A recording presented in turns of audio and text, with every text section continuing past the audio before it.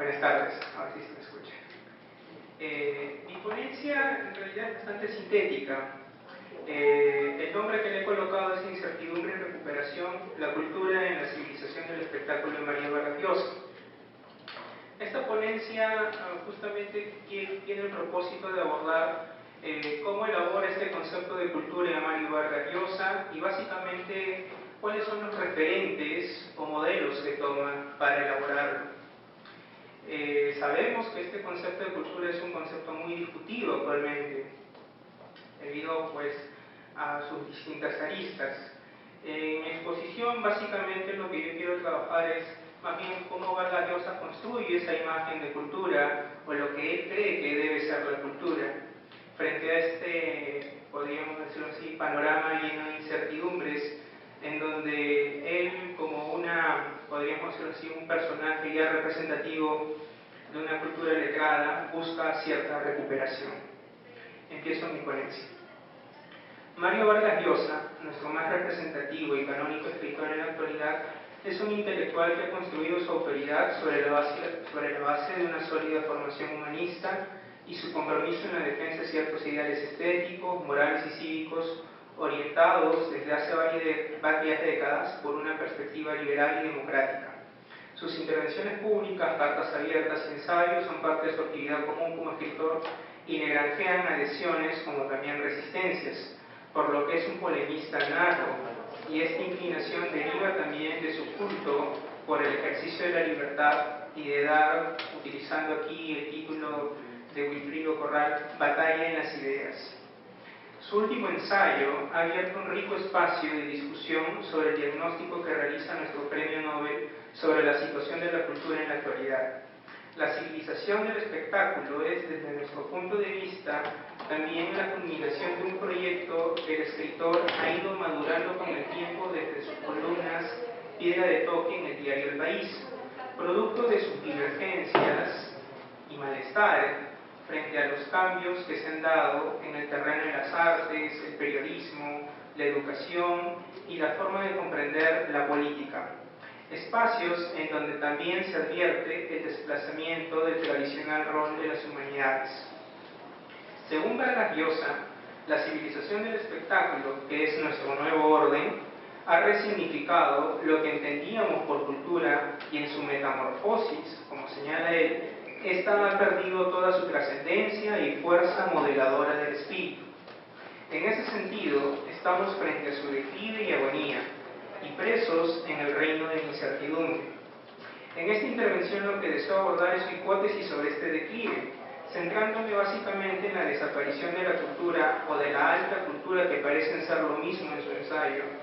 Y escojo esta línea porque creo que frente a la disección que realiza el escritor, oportunamente podemos confrontar modelos o referentes que sirven de base para abordar esta incertidumbre o también para entender una forma de recuperación sobre lo que él identifica como el valor de la cultura.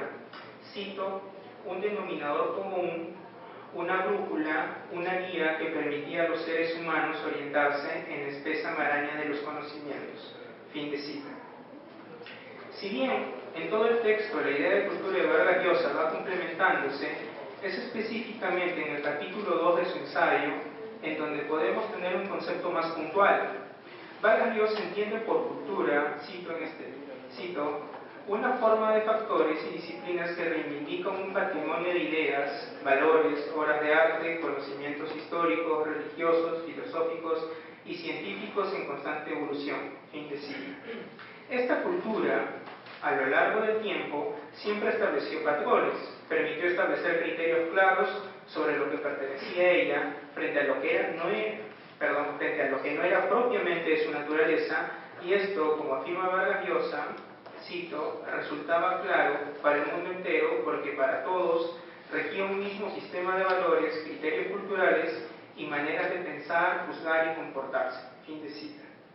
Sin embargo, la democratización de la cultura permitió que ésta se extendiera hacia todos los sectores y así dejara de ser el patrimonio de una élite. Esta condición, sin embargo, fue socavando el concepto de alta cultura, pues las necesidades de esta sociedad democrática en el orden cultural fueron privilegiando, cito, el propósito cívico de llegar al mayor número, fin de cita, sacrificando en ese sentido su calidad por la cantidad, al mismo tiempo que podían ser susceptibles de intereses políticos y demagógicos. Y subrayo esto porque estos intereses políticos y demagógicos, si bien Vargas Llosa no lo toma como referente en su ensayo, es inevitable no pensar aquí en los ecos de Pierpaolo Pasolini, en el sentido de que Pasolini, ya en sus cartas luteranas, advertía la presencia de una homologación cultural. ¿Esto qué significa? Que la revolución capitalista imponía a los sujetos, los alienaba una ideología en una sociedad de consumo. Esa era para Pasolini la verdadera forma de poder, y frente al cual, digamos, se erigía lo que él consideraba un nuevo fascismo. ¿Qué fuentes o autores le permiten a Vargas Llosa articular este concepto de cultura? En la parte inicial de su ensayo evalúa las ideas de 5 autores que se convierten en referentes teóricos para su debate: T.S. Eliot, George Steiner, Guy Debord, el tándem Lipovetsky-Serroy y Frédéric Barthet. De estos 5, los últimos 3 le permiten abordar los cambios de paradigma dentro del terreno de la cultura, pero los primeros 2 están más en la línea de su argumentación sobre lo que perdimos, es decir, en su lógica del malestar que enfrentamos al borrarse la idea de cultura producto de los cambios que hemos enfrentado con el avance de la modernidad y las transformaciones sociales del anterior siglo. En ese sentido, notas hacia una definición de la cultura de 1948 de T.S. Eliot, como la réplica de este libro en El Castillo de Barba Azul, Aproximación a un nuevo concepto de cultura de 1971 de Steiner, son textos sobre los cuales su civilización del espectáculo, es decir, el ensayo de Vargas Llosa, sigue una línea de continuidad histórica. Nos vamos a detener en estos 2 autores por 2 razones. Uno, es evidente que su ensayo es más cercano a las ideas propuestas de Eliot, pues figura como una autoritas para poder formular su concepto de cultura o lo que debería ser. Y 2, la discrepancia con las conclusiones de Steiner, que aborda de un modo somero, pero que en algunas partes del texto vuelve a él sin mencionarlo. En primer lugar, sobre T.S. Eliot. En el caso de T.S. Eliot y Vargas Llosa, esta parece una relación alimentada por las mismas preferencias intelectuales y también de sensibilidad artística. Parece ser una conversación de novel a novel. Vargas Llosa rescata del inicial diagnóstico cultural de Eliot una primera intuición, que la cultura es, cito, todo aquello que hace de la vida algo digno de ser vivido, fin de cita. Esta cultura, desde el punto de vista de Eliot, no es posible identificarse con el conocimiento, más bien lo antecede porque, cito, le imprime una funcionalidad precisa, algo así como un designio moral, fin de cita. De Eliot, Vargas Llosa recoge especialmente la noción de alta cultura como parte de un grupo minoritario, de grupo que no ha sido afectado por la especialización en el saber, de sector privilegiado no por una condición de clase sino de acceso, al que se puede llegar porque no es impermeable desde la concepción de Eliot. En la definición de Vargas Llosa podemos ver esa misma continuidad. Elite conformada no por la razón de nacimiento, ni el poder económico o político, sino por el esfuerzo, el talento y la obra realizada y con autoridad moral para establecer de manera flexible y renovable un orden de prelación e importancia de los valores, tanto en el espacio de las artes como en las ciencias y técnicas. Este concepto de cultura, según el escritor, es el que ha prevalecido en las sociedades más ilustradas y a la que se debería volver para subrayar nuestra búsqueda de una sociedad feliz.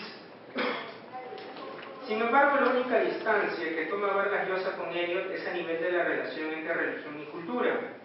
Eliot, producto de la formación cristiana, producto de su formación cristiana, atribuye al cristianismo un rol fundamental en la preservación y desarrollo del pensamiento y del arte europeo, pues bajo su patrocinio el arte renacentista nunca hubiera existido como tal, por ejemplo. Además, que como sabemos, el cristianismo fue desde sus principios una religión literaria, en el sentido de que era una religión de libro, y como tal la lectura fue su marca más llamativa desde las primeras comunidades cristianas, por lo que se convirtió el libro en el principal vehículo de fe, conocimiento y sensibilidad. Sin embargo, si bien existe este distanciamiento entre la propuesta de Eliot y Vargas Llosa sobre el papel de la religión en la cultura, lo cierto es que Vargas Llosa reconoce que en los tiempos actuales es la alta cultura quien podría encarnar mejor esos valores que se hallan en las religiones o inscritas en las religiones. En ese sentido, de cara a un mundo en donde existen personas que no pertenecen a una religión, pero cuyas inquietudes existenciales y de trascendencia necesitan ser satisfechas, la alta cultura puede jugar un rol preponderante, pues puede ofrecer a los individuos, cito, respuestas serias y no lúdicas a los grandes enigmas, interrogaciones y conflictos de que está rodeada la existencia humana. Fin de cita. ¿Cómo, nos preguntamos, la alta cultura podría lograr responder estos aspectos?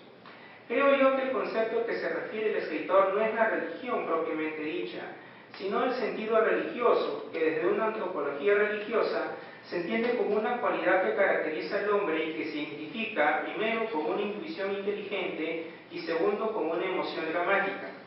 Así, preguntas como ¿cuál es el significado de nuestras vidas? ¿Por qué existen el dolor y la muerte? ¿Tiene algún sentido vivir? Son preguntas que exigen una respuesta total, que no podrán ser satisfechas por una cultura superficial desde el punto de vista de Vargas Llosa. En esta línea, la alta cultura nos ha ofrecido intuiciones sobre esas grandes preguntas, los dilemas humanos y sus vicisitudes existenciales, como uno podría advertir en el poema El pastor errante en Asia de Leopardi, cito, y cuando miro en el cielo a ver las estrellas, me digo pensativo, ¿para qué tantas luces? ¿Qué hace el aire sin fin y esa profunda, infinita serenidad? ¿Qué significa esta soledad inmensa? ¿Y yo qué soy? Si hay, como señala Harold Bloom, una ansiedad de influencia o sentido de competencia entre autores, a las conclusiones que propone Steiner a El mañana de la cultura, cuando invoca que el hombre culto deba tener un conocimiento de las ciencias para comprender los avances vertiginosos de nuestro tiempo. Cito, es posible que la cultura ya no sea posible en nuestra época, pero no será por esa razón, pues la sola idea de cultura no significó nunca cantidad de conocimientos, sino calidad y sensibilidad. Como otros ensayos suyos, refiriéndose a Steiner, este comienza muy parado sobre la tierra y termina en un estallido de delirio intelectual. Fin de cita. Pero, ¿qué tan justificada es la crítica Steiner? ¿Es realmente un delirio intelectual, como lo llama el Nobel? Para Steiner, la hipótesis de Eliot nos llevaría a concluir que el estado de la cultura y su posible recuperación ya no son posibles porque las apremiantes necesidades a las que se refería Eliot se han vuelto más drásticas en la actualidad. Cito, ya no es posible hallar consuelo en las tinieblas proféticas, y en ese sentido nos sentimos enredados constantemente en una horrible de crisis que nos flagela. Fin de cita. Esta crisis, este tono pesimista de Eliot es compartido por Vargas Llosa en varias partes de su ensayo, al explicarnos cómo nuestra cultura se frivolizó, cómo desapareció la alta cultura y la figura del intelectual. El mismo autor se identifica metafóricamente como una pieza del pasado, un dinosaurio con pantalones y corbata rodeado de computadoras. Y su balance final sobre la vida cultural es que su corrupción por obra de la frivolidad destronará esa delicada materia que da sentido, contenido y un orden a lo que llamamos civilización. Solo al final de su exposición, Vargas Llosa nos permite una nota de esperanza, pues afirma que la historia no es algo fatídico y que estamos a tiempo de rectificar y enmendar. Sin embargo, creo yo que esta capacidad de enmienda necesita de posibilidades, las cuales el Nobel no aborda con propiedad o sistematicidad, solo queda como una promesa de que a toda crisis siempre le sigue un renacimiento. Es en este punto en donde la propuesta de Steiner me parece más atrevida y, por qué no decirlo, más profética. Cuando este autor escribe en 1971 su ensayo, se anticipa el devenir de la cultura y su necesidad de comprender el mañana en torno a estos cambios inevitables de nuestra tecnología. No es, como señala Vargas Llosa, una fascinación declarada de Steiner por las capacidades de almacenamiento de datos de las computadoras. Eso es rebajar en cierto modo sus conjeturas. Steiner, a diferencia de Vargas Llosa, piensa que el marco apocalíptico está peligrosamente inflado. En realidad, ¿no?, desde el punto de vista de Steiner, parece que todos los análisis sobre la cultura tienen una vena de histeria que penetra nuestro actual realismo. Para Steiner siempre surge la pregunta de considerar un nuevo sentido de las humanidades. Es decir, ¿se puede concebir otras humanidades que no sean las humanidades de las letras? Esta hipótesis, desde el punto de vista de Vargas Llosa, no sería posible, y he ahí también tal vez su gran desconfianza en la propuesta de Steiner. Para Vargas Llosa no es posible hablar de funciones idénticas entre las ciencias, las letras y las artes, en el sentido de que las ciencias avanzan aniquilando lo viejo y obsoleto, por lo que el pasado es un mundo de cosas muertas y superadas. En cambio, las letras y las artes se construyen justamente sobre su conocimiento del pasado, sobre una tradición que la alimenta. Pensar en ese sentido, en una confluencia de ambas, es olvidar, como señala el Nobel, lo que ha contribuido a la confusión. En cambio, Steiner es de la opinión contraria. Él, en su ensayo Cuestiones Educativas, ¿no?, muestra que el descrédito de la alta cultura es producto de que no ha podido defender su espacio de un modo eficaz, y que esa cultura letrada suena ahora hueco después de haber sido partícipe y testigo de las barbaries que se cometieron en el siglo XX en su nombre. La calidad y sensibilidad que destaca Vargas Llosa como un denominador de influjo de la cultura, para Steiner también puede encerrar una perversa posibilidad, en el sentido de que sospecha que en ocasiones se puede dar lo que él denomina la paradoja de Cordelia, es decir, que la ficción puede aplastar nuestro principio de realidad al sentirnos más cercanos de los tormentos de los personajes del Rey Lear, por ejemplo, pero más distantes del mito de la calle. Esta posibilidad que le preocupa nos lleva a reconocer que esta sensibilidad por el arte, por las obras maestras en general, podrían inhibir nuestra capacidad de respuesta frente a la realidad, y en ese sentido cumplir un efecto contrario, es decir, deshumanizarnos. Viendo la complejidad de este punto, para Steiner resultan necesarias, en este caso, la presencia de las ciencias. ¿Por qué? Porque el avance de nuestra civilización ha determinado en este aspecto que, que los conocimientos matemáticos y las ciencias naturales sean en la actualidad esferas centrales que requieren de un enfoque racional y ético, no técnico y utilitario solamente. Y este avance es imparable, y si no asumimos los costos del momento, lo demás será solamente un canto bucólico. Vargas Llosa ve esta línea de tiempo de otro modo y las opone. Para él las ciencias progresan aniquilando lo viejo y anticuado, como mencionamos anteriormente. Para Steiner, este es el viejo conflicto entre dos culturas, ciencias y humanidades, que puede ser resuelto con una nueva alfabetización que pueda afrontar y sobrevivir a las siguientes verdades, dilemas que según el autor pueden ser realidades ontológicamente opuestas a nuestra cordura y a nuestras limitadas reservas morales. Para concluir, la alta cultura que reclama Vargas Llosa es de cualidades y no de cantidades, de un prestigio de la sensibilidad y de la complejidad. En ese sentido es posible verificar que hay siempre en sus conceptos una asociación inmediata con la esfera artística, en donde las grandes obras no pueden equipararse a ejemplos más reduccionistas y asequibles a las grandes masas. Muchas gracias.